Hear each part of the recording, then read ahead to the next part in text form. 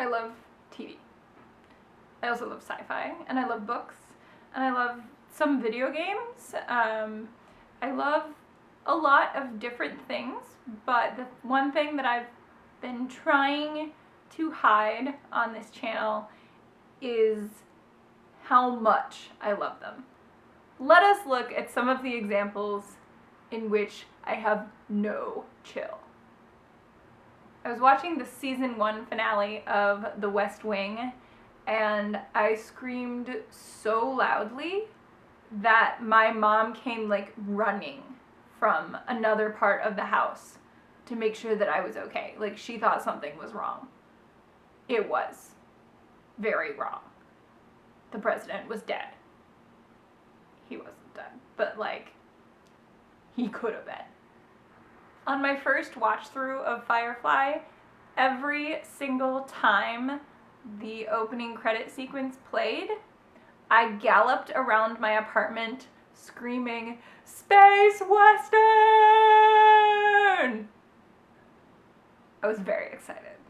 When Billie Piper left Doctor Who at the end of season 2, I was so distraught that I cried for days. And I refused to start watching season 3, even though my roommate had it on DVD. I refused to watch it for another 2 weeks. I wrote a 16-page paper on Downton Abbey when the show was just finishing up its 2nd season. It's for a class called Television Critical Analysis, and I think it is the thing that I am the most proud of everything that I have done in my educational career. You would be surprised at how often trivia from Nancy Drew and the things that I have learned from playing Nancy Drew games comes in handy in real life, because it's all real. Like, actually though.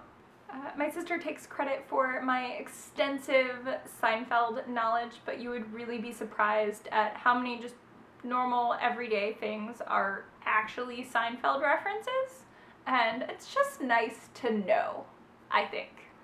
Another thing that's nice to know, if you've ever been curious, The Hunger Games takes about 5 hours to read straight through.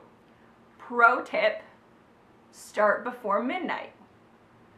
Some of the most poignant and touching things that I have ever read in my life have been Harry Potter fanfictions.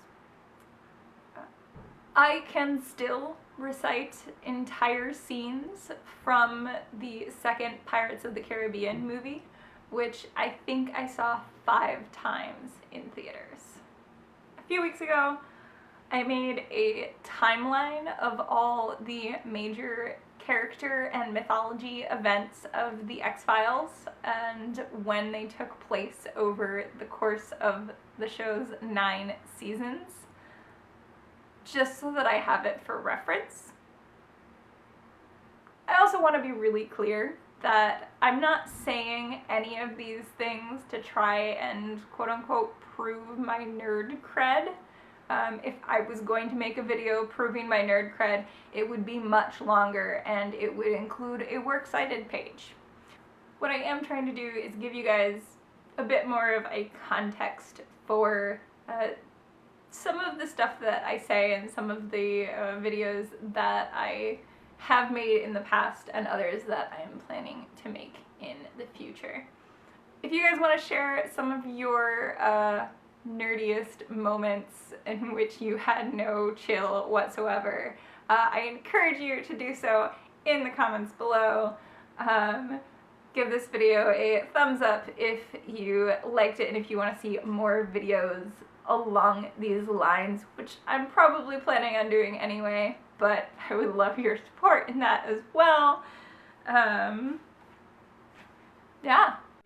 I saw that The Mentalist was on the TV, and I got so excited. The Mentalist is one of my favorite. All those things, and on the other hand, CSI is very, like, it still gets into some weird stuff, and we'll go into that more in a minute.